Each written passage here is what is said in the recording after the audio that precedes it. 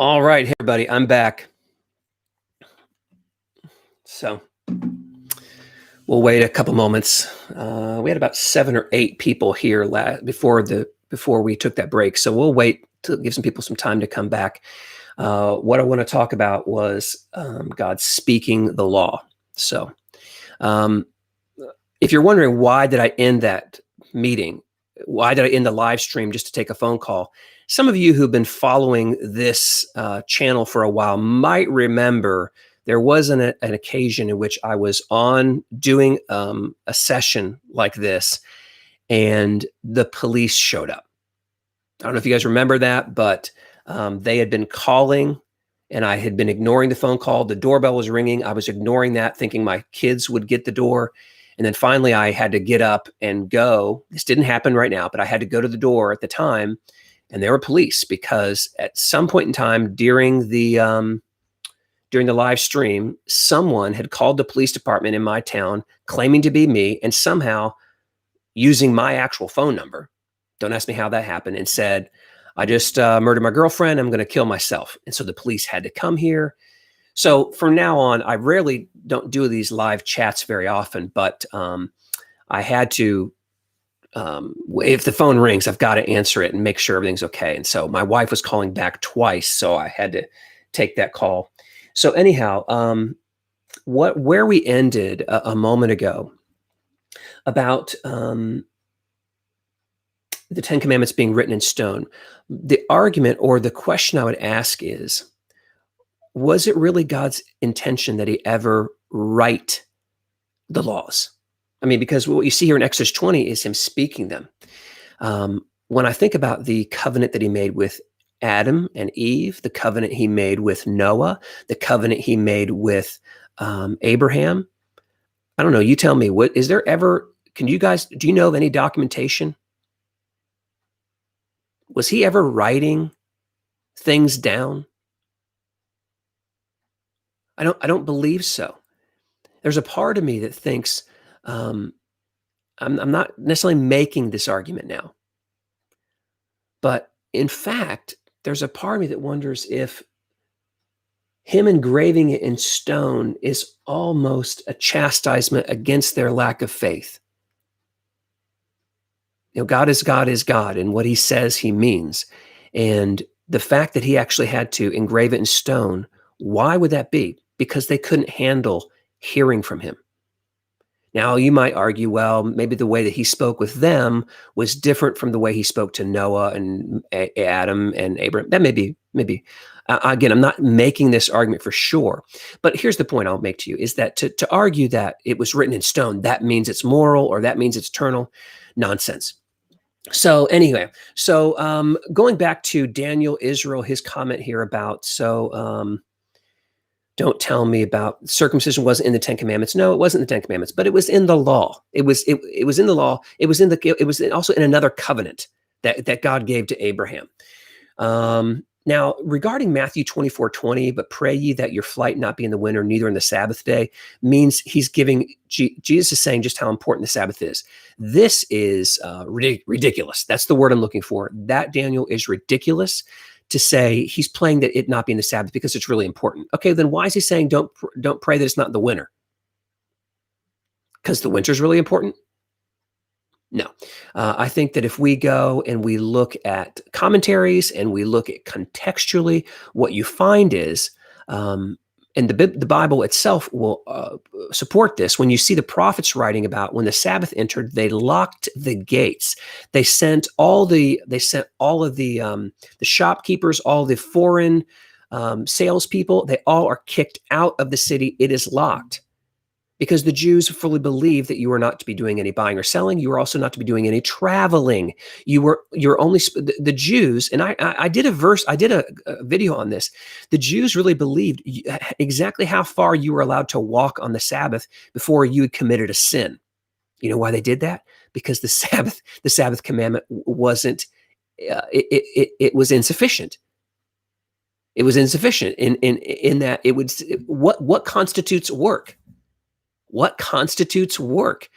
So it's not me chastising the commandment. what I'm saying is these commandments they're a bit commandment, but they're also a bit principle, and you can't measure it out fully so that you would know, am I sinning? Am I not sinning? The point is, in praying that it not be in the Sabbath, not to indicate that the Sabbath was still required at that time. But there are Jews to this day, on this very day, that are in the temple, that are avoiding work. They're walking to their temple, or they're driving their car. I don't know how that's going to happen, but they're avoiding all work because they keep the Sabbath to this day. And his point is, pray that it's not in the winter, because that would be troublesome. That would be very hard for you and your family. Pray that it's not in the Sabbath, because that would also be very hard. Not because you're not allowed to run and save your life. Like, oh, Sabbath, got to take the spear. Are you kidding? No, he's simply saying that there are still going to be Jews in Jerusalem. The gate may be locked. There may be those Judaizers that are out there who are chastising you and hindering you because you've walked more than X amount of distance on the Sabbath. And that's his point, not because you wouldn't have been allowed. It's ridiculous. Let's move on. See here. Colossians 2 doesn't say don't keep the Sabbath. It says don't let anyone judge you. No, I'm fine with that. Colossians 2. I'm not going to get into Colossians 2. I'm not going to get into it right now. Well, hold on. Colossians 2:14. I actually had a little tab here. Colossians 2:14. Oh, that's about nailing it to the cross. But verse 16, therefore, let no one pass judgment on you with questions of food or drink, or the regards to a festival or a new moon or a Sabbath. These are a shadow of the things to come. Yeah, I'm not going to argue. If you want to keep the Sabbath, go right ahead. If Jews to this day still want to keep the Sabbath, go right ahead. All his point is, it's a shadow. These were all a shadow of things to come. They were all completed. All right, so moving on, we'll look at a couple more comments here, and then we'll wrap this up. So again, sorry for having to hop out there, guys, but as I said, I needed to make sure I answered that call so nobody breaks in here.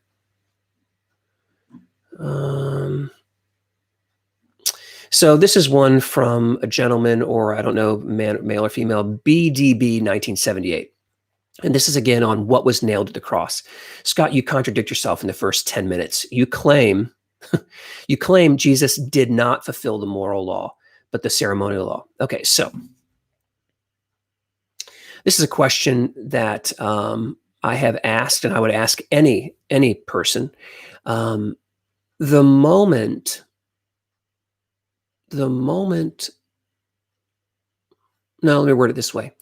Before Exodus chapter 20, was there morality?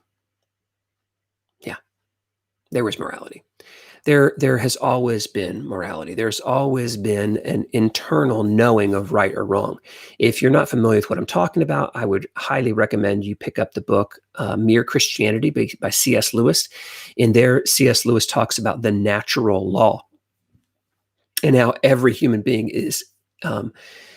has that natural law basically written in their hearts of knowing right and wrong. And C.S. Lewis argues this from a perspective of children.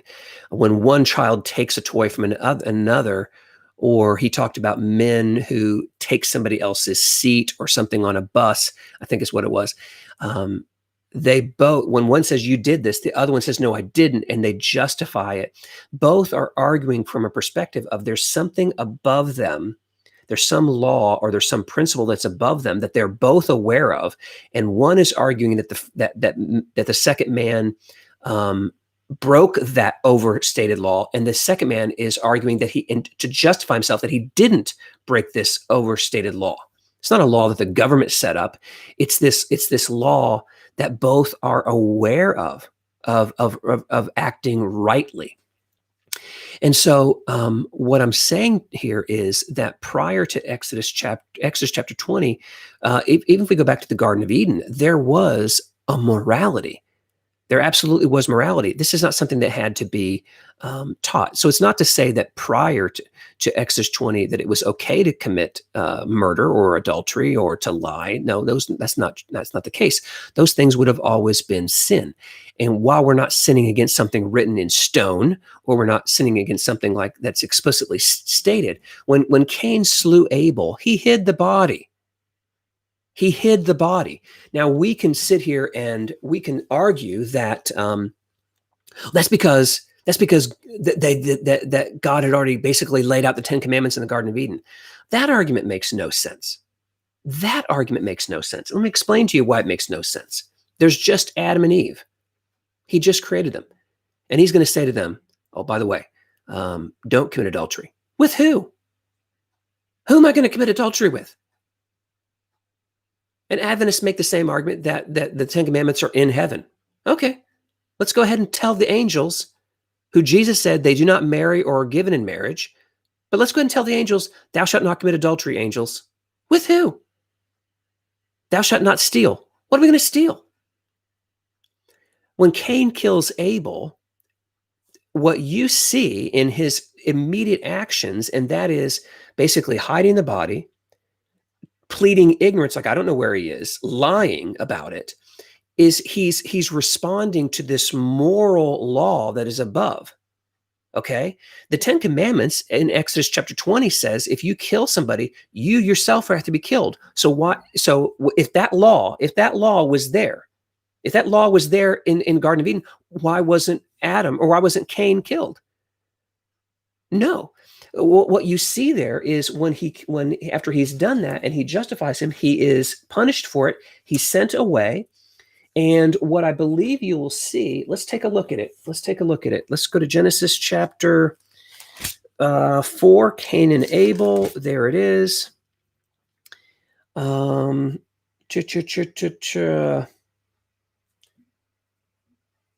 So I thought it was in here that God said that no one is supposed to take anyone else's blood. Let's just go ahead and read it, see if we can find it. Sorry, everybody. This is Genesis chapter 4, verse 8. Cain spoke to Abel, and he killed him. Okay, verse 10. And the Lord said, what have you done? The voice of your brother's blood is crying to me from the ground. Verse 11. And now you are cursed from the ground, which has opened its mouth to receive your brother's blood from your hand. When you work the ground, it shall no longer yield to you its strength. You shall be a fugitive and a wanderer on the earth. Cain said to the Lord, my punishment is greater than I can bear. Behold, you have driven me today away from the ground, and from your face I shall be hidden. I shall be a fugitive and wanderer on the ground, and whoever finds me will kill me. Here we go. Then the Lord said to him, not so. If anyone kills Cain, vengeance shall be taken on him sevenfold. And the Lord put a mark on him, lest anyone should find him and attack him. Then Cain went away from the presence of the Lord. It would seem to me that it's at this point in time that God is saying, no one's going to touch you, no one's going to commit murder. But I'm a believer in an idea of a progressive law, that God isn't immediately, as soon as Adam and Eve are created, God just lays out for them. And by the way, when you plow your fields, don't plow the corners. Also, when you finally get to the point, hear me now, when you finally get to the point where you're wearing clothing, make sure that your clothing doesn't consist of different types of fabric. Why in the world would be what before they are even eating any type of animal at all? Why is God going to lay out for them all the law? He's not. But I think that there were principles that were laid out for them. What those principles are, we cannot say with certainty. We can presume. We can look at we can look at the context and make some presumptions / assumptions, but to say categorically, these are the laws they kept, you cannot do it. So what I'm saying here is, so to BDB 1978, you contradict your own argument in the first 10 minutes. You claim he did not fulfill the moral law. What I mean by that is, I don't think that a moral law can be fulfilled. Did he fulfill it in the fact that he kept it? Absolutely. In that regard, he did fulfill all of the law, in that he lived it, he obeyed it. But when we use the terms like fulfilling the ceremonial law, that is meaning he became that. He is the embodiment of that law. So BDB, and I'm sorry, BDB, if I come off strong to you, but the way you come at me is the way an Adventist would come at me. And so I respond in like. So here we go. So Chase Dowell, I think Chase is one of the people that was asking a question that I kind of touched on earlier. He said, "Hey, bro, thanks for the videos. I just finished watching parts 1 through 4. I've been an Adventist for almost 2 years. I've had similar issues with the fundamental beliefs that you had." And this is based upon this comment. You can find it on the video of Why I Left the Adventist Church, part 404. So he says, I'm also not happy that I was required to affirm all of them to get baptized. I was just a baby Christian and didn't fully understand what I was professing. I now feel I need a new true baptism based strictly on the gospel. I do have a couple questions for you, though, that I didn't see addressed in your videos that I know Adventists will point out, and I don't know quite sure how to address them. Regarding the Sabbath, we know that the seventh day of creation, that God made that day holy. Doesn't that mean it's still holy today? So this is kind of a little bit about what I was talking in Daniel's comment. So I'll address that, about something about still being holy. Also, Jesus said the Sabbath was made for man. He didn't say it was made for the Jews. Regarding the health laws, we are told in the New Testament not to eat blood. Doesn't that make a way for other health laws to be recognized? I would really appreciate your thoughts on these points. Okay, so 3 points. 1, something remaining holy, Sabbath being made for man. Doesn't that mean more than just the Jews? And also about health laws. So I am only at the 25-minute mark, but I have questions for you. Well, BDB, feel free to throw those up here and I'll be happy to answer them. All right, so let's go ahead and tackle question number 1, holy. So this is, again, something that Adventists will say is that God blessed the seventh day and made it holy. It's true. How could you possibly argue it? And I don't think anyone ever is arguing that the Sabbath wasn't holy. Here's my argument.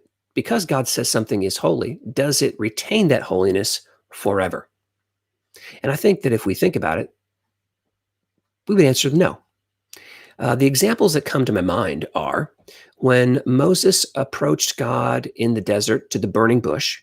The voice came to him saying, "Take off your shoes, you are on holy ground." Now, do I believe to this day that ground is holy? No. Because I believe surely by this point in time, if that ground were still holy, and if people stepped in that holy ground, they were incinerated immediately. I'm pretty sure that if we could go to Egypt and there'd be something around that spot.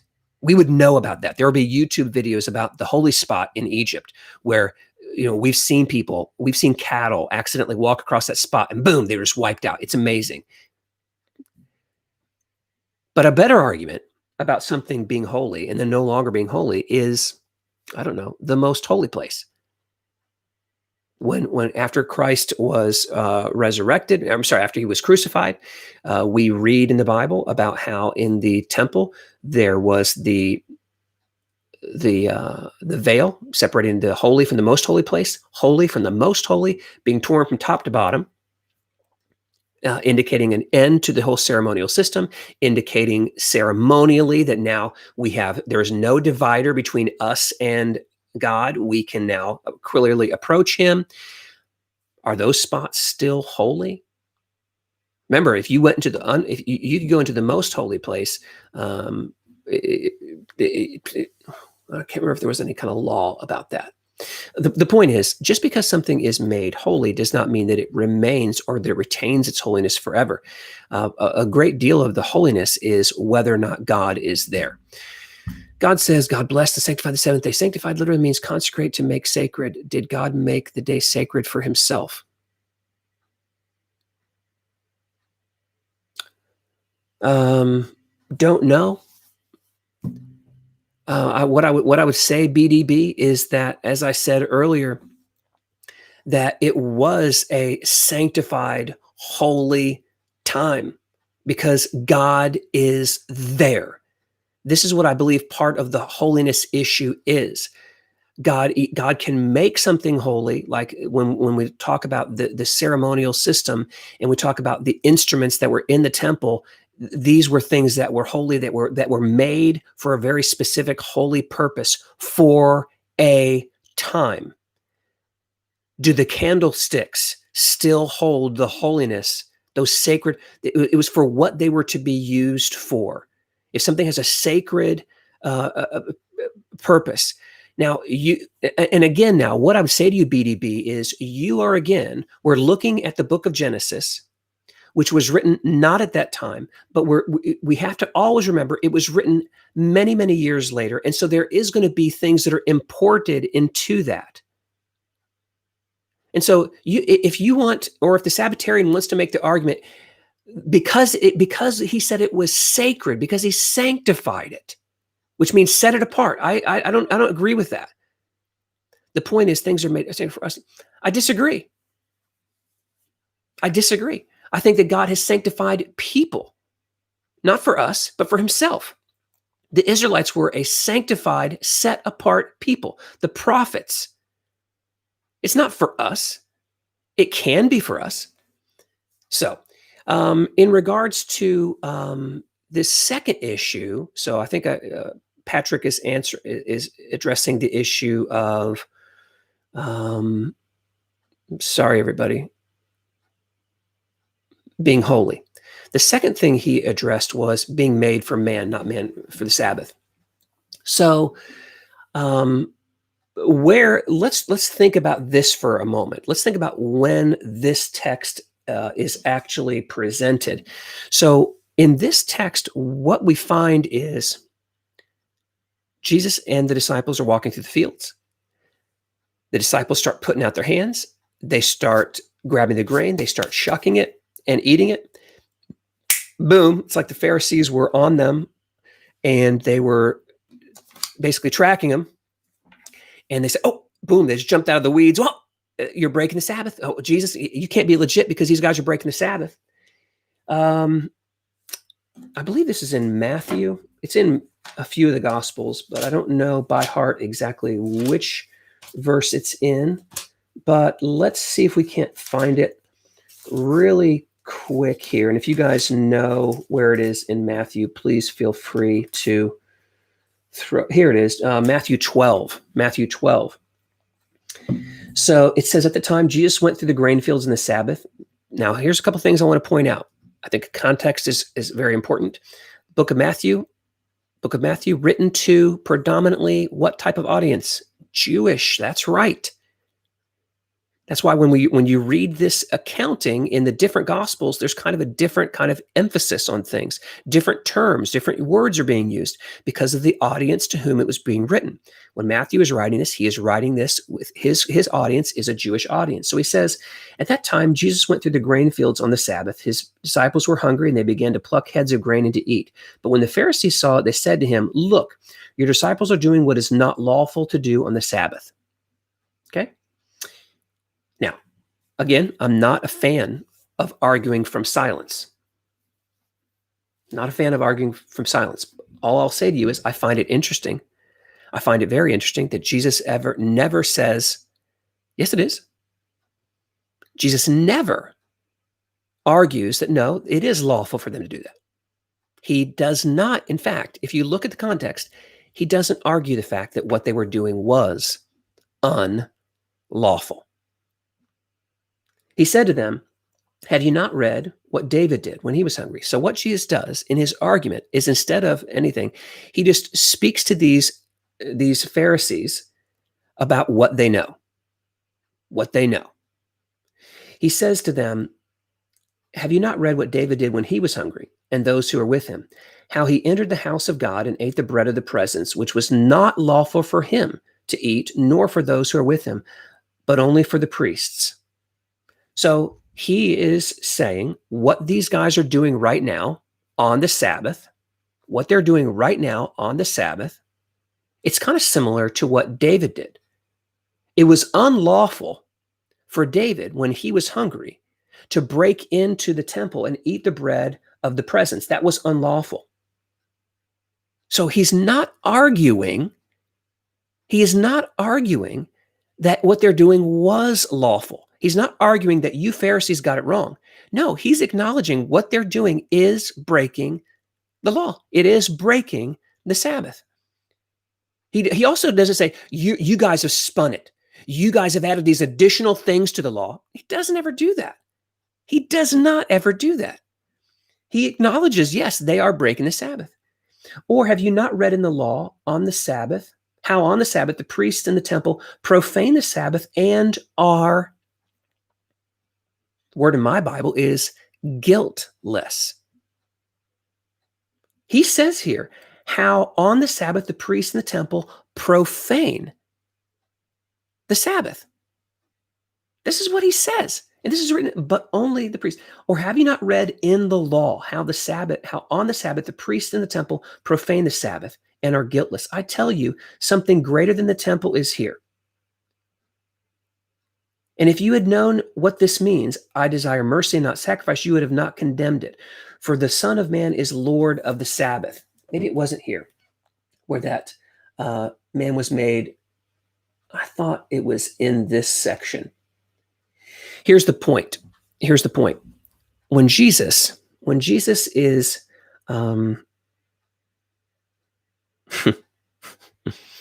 when Jesus is confronted with the Sabbath and whether or not if he was breaking the law,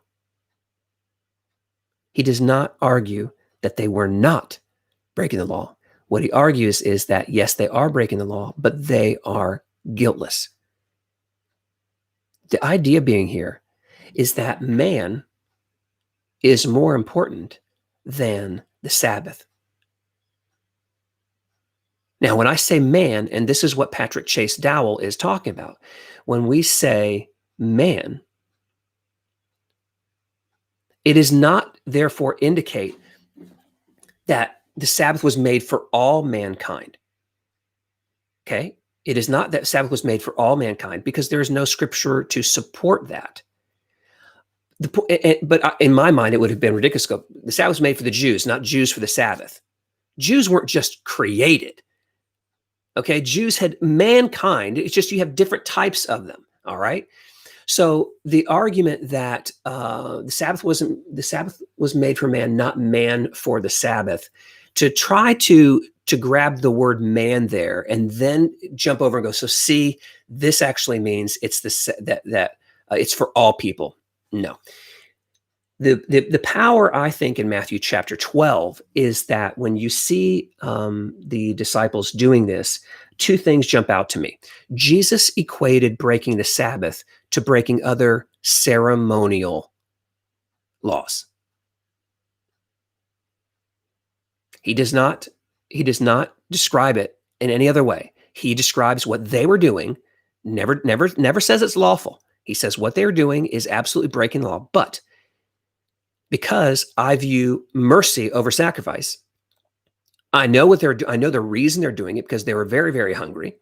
Therefore, they're not sinning. And this right here, my friends, is one big distinction between a ceremonial law and a moral law. Can you show me where I could somehow get justified, where I could be seen guiltless by sitting here at home and planning out the murder of my neighbor? Can you think of a way I could possibly be seen in God's eyes as guiltless? This is not retribution. I'm not talking about defending myself. I'm not accidentally hitting them in a car. I'm talking about sitting down here and premeditated first-degree murder. How could I be justified in that? How could I be justified in sleeping with my neighbor's wife? How could I be justified in that and still be found guiltless? That's what I think there is a distinction between moral and ceremonial. Ceremonial laws, remember, I didn't make man for the Sabbath. I made Sabbath for the man. That's the idea there, is that the man's needs are still more important. So there's going to be ways, like a moral law, it's cut and dried. But with the ceremonial, not that case. All right. The last point in here regarding the health laws, we were told in the New Testament not to eat blood. Is that does that make a way for other health laws to be recognized? So, does God want us to be healthy? Yeah. Yeah, I think he wants us to be healthy. Does God dictate what that health plan looks like? Well, what's funny is that health is more than diet. Health is amount of sleep. Health is amount of exercise. Health is, a mental health, people you hang around with. And so it's funny that many Adventists all they want to do is cling to the diet health. Meanwhile, as an Adventist, I can remember seeing all of the overweight Adventists who on potluck Sabbath would walk back to the table with enormous plates of food filled with all kind of fat, all kind of sugar, but no pork, no shrimp in there. You see what I'm saying? We want to chastise the Pharisees because of the way that they would come up with things, loopholes. You don't think it's the same thing? You don't think Adventists, when you have a focus, when your focus is on the law, you're going to become a Pharisee too. You're going to know. This is why some of you listening right now, you probably remember as a kid growing up at the Sabbath, what you were allowed to do on the Sabbath and what you weren't allowed to do on the Sabbath. Let me give you a great example, okay, of even as a child, how I was figuring out how the game was played. You ready? Here's the story. My sister and I had recently received from my mom for a birthday or Christmas, we'd received skates. And these were some of the worst skates I'd ever seen in my life, but they were skates nonetheless. And it was the Sabbath. And in our home, there was no TV. There was no movies. It was really frowned upon even to play sports, like to play kickball in the front yard. You could take a walk. You could go into the water up to about your feet, but there's no swimming on the Sabbath. Basically, if you enjoy it, you can't do it in the Sabbath. That's what it felt like as a kid. And so here we are with these skates that we really wanted to use, but we couldn't do it. And so we sat there and it just kept tempting us and tempting us and tempting us. And finally, we made our way out into the garage. The garage door was closed. The door into the garage was closed. We were secret. We were quiet. And we started basically going in a circle. One of us was on a skate and the other was on a bike. And we were just going in a circle. And I remember there was all this dust in the garage, and the dust just started whipping up. And so I'm sure we were laughing, and there's all this, it's going to bring about some noise, but we were enjoying ourselves, but nobody knew it. And then suddenly we remember the door into the garage opening up and my mother screaming, "What are you doing? It's the Sabbath." And our response almost immediately was, we're pretending to be evangelists spreading the gospel. You see, riding your bike or skating on the Sabbath, well, that would have been, just for fun, would have been breaking the Sabbath. But if you're doing it for good, remember, it's lawful to do good on the Sabbath. Okay, you're breaking the Sabbath, but you're not seen guilty if you're pulling your ox out of the ditch on the Sabbath. Okay, so anyhow, so I think that's the answer to those questions about the health laws. I think I answered that, or did I? Oh, let's talk about that. When you go into Acts, when they had the council at Jerusalem, and they're trying to determine what is it we're going to try to basically answer to the Gentiles. When Gentiles are now being converted into Christianity, what are we going to tell them? What laws we're going to give them? Because remember, this is all around the time that Galatians was being written. Paul is being attacked by the Judaizers, trying to move the new Gentile believers to get circumcised, to start obeying all the laws. And so at the council at Jerusalem, I think it's Acts 25. No, that was appealing to Caesar. I think it was in the 20s, maybe 21, if you guys know it. There's Paul goes to Jerusalem. If you guys know it, let me know. But whatever, here it is, 15. the Jerusalem Council. What he finally says at the very end is, here it is, looks like in verse 27, we have therefore sent Judas and Silas, who themselves will tell you the same thing by word of mouth, for it seemed good to the Holy Spirit and to us to lay on you no greater burden than those requirements. One, that you abstain from what has been sacrificed to idols, and from blood, and from what has been strangled, and from sexual immorality. If you keep yourselves from these, you will do well, farewell. Okay, so there's that. And then I think there was something else in here where they also talked about that. Let's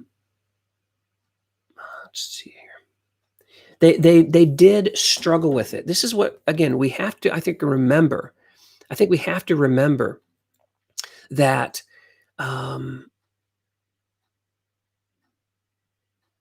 when were these things written?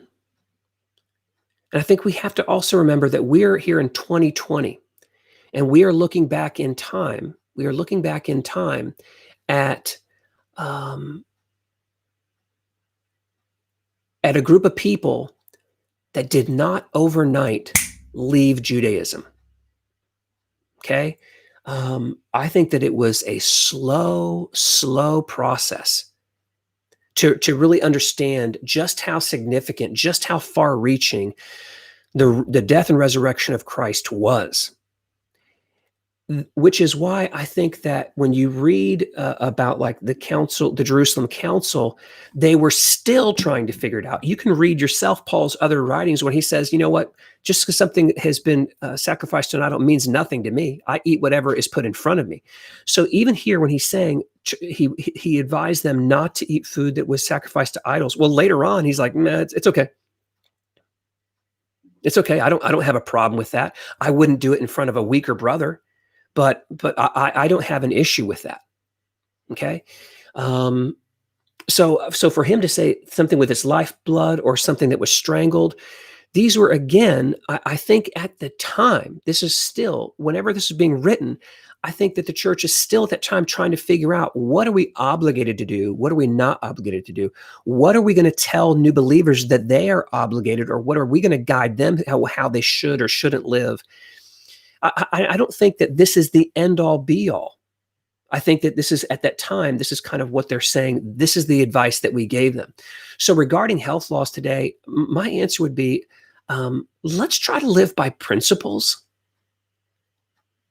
Because the moment we start living by law is when we become Pharisees. It's because all of a sudden we start moving into, how far can I walk? What constitutes work? What constitutes play? What if I do it and I don't smile? You know, we couldn't play games on the Sabbath unless it was Egypt to Canaan. Okay, that was the Seventh-day Adventist game we always played as a kid. Egypt to Canaan. I think I still have it in there in the closet. Or we have Bible trivia. Well, those are games. But with their Bible, so it's okay. Or in my house, we were allowed to watch nature programs that talked about evolution, but somehow we were allowed to watch nature programs on the Sabbath. We could listen to the heritage singers. We could listen to, stuff like that. But when you start trying to live by certain laws, it's when all of a sudden more laws are going to be needed, because you're going to find out rather soon that clear law that you provided, there are situations, there are exceptions, there are, there's other stuff that you have to take into consideration. Principle, on the other hand, the idea is your body is the Holy Spirit of God. Your body is the temple of the Holy Spirit. So you need to live in a healthy way. I can get that. What that looks like, that's between you and God. All right. But I think that because you ate 2 scoops of ice cream, I don't know that you should be guilt tripping yourself as you go to bed that night because that wasn't healthy. We live under grace, not under law. Let the Holy Spirit work with you. Don't get all caught up in all that other nonsense. All right. So I see that BDB has been busy here making some comments, so I'll look through them, even though I'm pretty sure I know where we're going here. So the point is, things are made. Okay. Just in case you and your listeners do not know, Hebrews believed Jacob, Isaac, Abraham, and yes, even Adam kept the Torah. BDB, can I tell you how little I care? Can I tell you how little I care what they believed? If I'm looking biblically, I can't see them. If they did, we'll find out someday. But what neither you or I can do, what neither you nor I can do, is say they did do it, and I can't say they didn't do it. All I'm able to say is I have no biblical support to say that they did do it. You, on the other hand, or the Jews in this case, are able to say, yes, they did it for whatever reason. Okay. But I feel safer on my end going, I'm not going to say that they did or didn't do it because the Bible is silent on it. Okay. Um, Hebrews in both Old and New Testament assume the Sabbath was kept by Adam and Eve. Were they wrong? Again, I'd need to see what you're saying because I've read the Bible and I find nothing in there to prove that they did that. Now, here's the thing that I think I'll say, BDB. I really wish I knew your name because saying BDB 1978 kind of annoying after a while. So my point to you is this. I believe that when God rested from his work, that all, as I said earlier, I believe all the earth, Adam and Eve, God, the animals, everything was in that rest. They participated in God's rest, the wonderfulness of God's rest, because everything was done. They didn't show up. They showed up on the sixth day. The next day, their very first day of life was what was to be, I think, God's intention for earth. I'm going to say that again. Their first day on earth was to live in what God's plan was for mankind. And that is God's resting. He's not creating anything because everything's already done. You're just being one with me. That was what I think that was intended. So did they keep the Sabbath? Yeah, until they didn't. But they weren't keeping the Sabbath. If the sun was still rising and setting like it always had, I don't know that first day was really all that different. The second day, or the third day, or the fourth day. So again, if you want to believe that, it's fine. But I'm not going to live my life because you believe that's how it went. You show me from the Bible. Now that's something I can go ahead and change my life and my lifestyle for. But if you can't show me that from the Bible, it means nothing to me. Just because some Jewish people believe that, I don't care. The Bible and the Bible alone. In John 2:13, the Passover is called the Jews' Passover. In John 7:12, the Feast of the Tabernacles is called the Jewish Feast. The weekly Sabbath is not called Jewish. Why? Well, you can go ahead and you can presume that it's because it's for all mankind. Okay, I believe that ultimately we will all enter that Sabbath rest. I fully believe that. But if you're trying to convince me that I'm supposed to, you have to show me biblically, and you can't prove it to me because the word Jewish wasn't by the Sabbath. That therefore means. I personally do not live by law. I live by every word. Well, it sounds to me, your name is Brian. Okay, Brian. Well, it sounds to me, Brian, like you're not only living by the word of God, but you're also living by the word of these Jews who believed that that Abraham and Jacob and everybody was keeping the Sabbath. And it also sounds like you're living by these Jews that believed that Adam and Eve, because the bottom line is, Brian, is that it's not in the Bible. You and I cannot get around the fact that the term Sabbath does not appear in the Bible until Exodus, 16? There is nothing in the Bible, sola scriptura, to indicate that Abraham kept the Sabbath, Adam and Eve, Cain, Abel, Noah, no one kept it. God rested. That's it. That's all you have. So if you want to keep that, that's okay, because now I'll go along with Paul's teaching, and that is one man esteems one day more than another. Okay, to each man, you should do exactly that. And so to the Seventh-day Adventist, I have no problem with that. You want to keep Sabbath? Go ahead.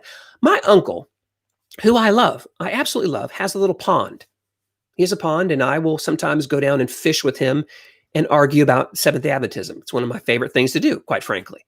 He and I see this thing very differently, but we have very heated conversations. But at the end of it, I love that man. He's a great person. But you know what I would never do? Like today's Saturday. I'm not going to drive down to his home and go fishing in his pond because that would bother him, because he does view the Sabbath as a holy day. And I respect that. I have no problem with that. And Brian, if you're a Sabbatarian, whether it's Seventh-day Adventist or something else, that's fine. You do you, bro. Whatever you feel the Holy Spirit is convicting you of, either in your mind or from the scriptures, that's entirely up to you. What I'm telling you is you also can't judge me. Okay, this whole channel, this video is about Seventh-day Adventism. It is, in my estimation, a false religion that does not give people hope, but it focuses them on the law. It does lead them to be Pharisees, which leads them to raise their children so that they can't swim on Saturday or ride a bike because that's breaking the Sabbath. Okay, that was my experience. Maybe it wasn't your experience. Abraham kept God's laws. Correct, but again, Brian, we, as I said earlier in the video, when this book is written, Genesis, they didn't write the book about Abraham when Abraham was still alive. He was already well dead. So here they are many years after, even after the law was given, and they're talking about him keeping that. So are you going to tell me that God was giving him and he was keeping laws about stuff that was is almost exclusively to the Israelites? It's ridiculous. You are importing those laws. In fact, what Genesis 26:5 is really trying to convey is the idea that whatever law, whatever statute, whatever ordinance, whatever God said or told Abraham to do, doggone it, he did it. But for you to try to institute from Exodus and try to shove those back in there, cannot prove that. You cannot prove that. Do I believe? But as I said, do I believe when God said go to this? Yes, I believe he did that. When he said go to offer your son as a sacrifice, did he do it? Yeah, I believe he did that. Whatever he did, when it's circumcision, he did it. That's the point here. But you want to go ahead and, because again, let's understand why. To those of you who are trying to understand why Brian is doing this, I'll tell you exactly why Brian is doing this. They need the Sabbath to be at, they needed the Sabbath to exist before the law was given. That way, when we say, well, the law was fulfilled, well, this was before then. That's why this is why Brian makes this argument, okay? This is why Adventists, this is why Sabbatarians make this argument, is they need the Sabbath to exist prior. And so what they do is they take verses like Genesis 26:5 and they import, well, because it's the 10 commandments, and they use the word commandments, that it means the same thing. It may, but it's not explicitly that case. And so I'm not going to go with that. See, that's my point. That's my point, is that when whoever is writing Genesis, Exodus, Leviticus, Numbers, Deuteronomy, whenever they wrote that, they knew about the Sabbath. They were keeping the Sabbath. So if they knew for sure that Abraham and Adam, if they knew they were all keeping the Sabbath, I sure wish they would have just written that. But they didn't. And so what my Adventist friends and Brian are left to do is they're forced to then go back and import that into these words like ordinances and statutes and commandments and laws. They import it. And I'm sorry, not going to do it. Not going to do it. The fact that the high priest offered daily sacrifice to God in the temple disproves the entire pagan day and Sunday law hoax. Okay. So with that, my friends, I'm going to go ahead and end. I hope this has been somewhat helpful. I guess I do want you to know I do appreciate the comments that you provide. I like to respond to them. If it can be short, I like to just type in the answer. There was another one here written. This is the person who posted the comment. Their name is written by C4. Can you do a video on the Catholic Church and how the SDA say the Pope has changed the Sabbath to Sunday, and how in the last days the government is going to enforce a Sunday law? LOL. I seen the paperwork on the change of Sabbath, etc. But so what? LOL. But that Sunday law thing is funny. I don't see many people talk about that much. Well, you're not around my uncle. My uncle talks about it all the time. My uncle talks about the Sunday laws happening all the time. I guess I will talk about this one a little bit. I'll talk about this one a little bit, but I can't get too far into it. I'm going to talk to you about concepts about the Catholic Church. So if you're asking me, Scott, I'm sorry. I have to go back to one other thing. about my issue with the Sabbath. I was saying I have no issue.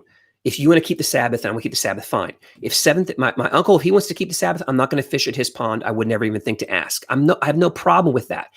If that's where it ended with Seventh-day Adventists, we wouldn't have a problem. But what written by C4 is brings me to my actual problem with it, which is ultimately why I had to leave Adventism. It's not because I don't believe it's not because I don't believe that I am obligated to keep the Sabbath. While it's true, I don't believe I'm obligated to keep the Sabbath. My problem ultimately with Seventh-day Adventism is this: they make it the seal of God.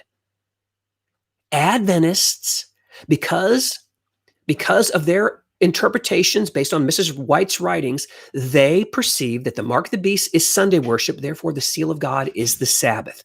And at the end of time, in her writings, in their beliefs, there's going to come a time, there's going to be a Sunday law, and you and I, we have to keep Sabbath. We have to keep the Sabbath. That's the seal of God. And if we don't, we automatically receive the mark of the beast. That's Sunday worship. Okay, that is where Adventists have a problem. And I already understand that there is rumblings inside of the church. The mark of the beast is enforced Sunday worship. Right, Brian. That is an interpretation. That is what is called an interpretation. Okay, and that is the Adventist interpretation, Brian. It is not. And that is not what the Bible says. Okay. I am of the opinion, and that now we're coming back here to written by C4's comment about the Sunday laws.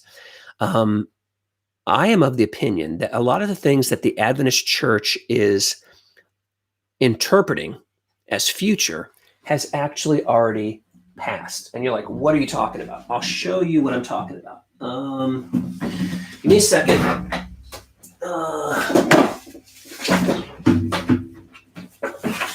There's a book here. Do I still have it up? There it is. A couple books I want to show you here to give you some insight. Here, by the way, there's Mere Christianity by C.S. Lewis. Sorry, again, I know this is inverted, but this right here, C.S. Lewis, I'm a big writer and underliner. This is fantastic. But his opening section right here is the law of human nature. This is what we talked about a little earlier in this video. So Mere Christianity by C.S. Lewis. When talking about the book of Revelation and the things that are to come, my point is, because Sunday worship is not being enforced, it cannot be the mark of the beast. Yeah, exactly, Brian. Exactly, Brian. And that's the convenient thing for Adventists. Is it hasn't happened yet. So it doesn't mean she was wrong. It just that hasn't happened yet. And it's funny that you mentioned this, because I literally said to my uncle, so I said, if God comes tomorrow and the Sunday law was never passed, if the second coming is tomorrow, the only time you ever find out that she was a false prophet is tomorrow. And to me, that's a terrifying idea. Like the way this whole thing has been constructed, this false prophet, the way it's been constructed is the only way you're ever going to find out, for my uncle at least, and for many Adventists, the only way you're ever going to realize she was a false prophet is when you look up and you see him in the clouds and the Sunday law was never passed. The other thing the Adventists will do about the Sunday law is that they will go, well, it's not going to be worldwide. It's only going to be in certain sections. My uncle, when I told that to my uncle's response was, no, Mrs. White said it's going to be across the whole world. Don't know, don't really care, don't see it happening. Here's the point. When it comes to this point about the Sunday laws and all this kind of stuff in the future, not being able to buy, not being able to sell, all this kind of stuff, this book right here was very, very helpful to me. As an Adventist, I did not have exposure to many other theologies. Most Adventists don't. The width and the breadth of my exposure to other theologies was strictly for argument. That was it. I would understand. So I always wanted to find out. Well, what do you believe? So if I'm working with somebody and there's a discussion with the Sabbath, I want to know exactly what that person's theology is. And what I would do or what I would have done beforehand was I would have found out the weaknesses, what I considered the weaknesses or the problems with their theology. And then all I would do is I would attack those things.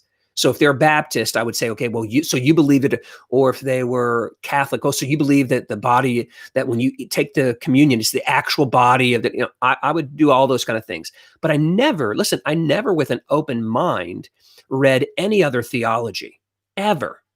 I knew just enough to argue that was it. When I left Adventism, and I'm left out here going, well, what do I believe? What do I really believe? What is my theology? Well, that was when I had to all of a sudden start listening to a number of different sermons, listening and reading on a number of different theologies. Well, one that I found was by R.C. Sproul called The Last Days According to Jesus. And in this book right here, it's an amazing book. It introduced me to the concept of preterism. I don't know if you guys are familiar with preterism or not. I'm not here to promote or to bash against preterism, but it is an idea that much, if not all, of the book of Revelation has actually already been fulfilled. And this is I think a point that the Adventist has to struggle with. The fact that they want to look at the book of Revelation and say, well, it's going to happen, even though the opening line of Revelation, let's take a look at what the opening line of Revelation is, because I think it's kind of important. The opening line says, the revelation of Jesus Christ, which God gave to him to show to his servants the things that must soon take place.